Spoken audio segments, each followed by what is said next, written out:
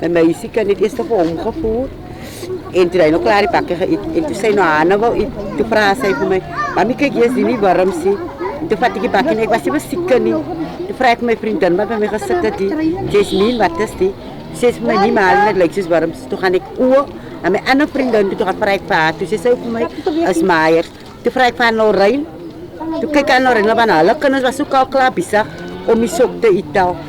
En toen kan ons nog zien als warm. Toen wil ons omgaan, maar toen laat die een klonkje naar die bakje uitval. Toen zei hij Norijn niet, kom ons wat eieren aan. Nou, daar heb ik voor die zoon bel. Want ik mijn oors, kinders is minder bevoorrechte mensen. En hulle hardloop elke keer as hulle hoor wat kos uit dan hardloop die kinders. Zoiets nie. Ons is dankbaar vir wat vir ons gedoen word in die pad. Vir my was dit baie hartseer. Want almal die kinders wat hierdie sop geëet het, was gistermiddag so, hulle het so opgegooi hier. Die voorlik het hulle gesê, "Jenne, gaan staan aan 'n plek en gooi julle op." Dit is so groot mense wat hierdie sop uitgedeel het. As ek met hierdie sop voorberei het, en ek weet ek wil gee dit vir die minder bevoorregtes.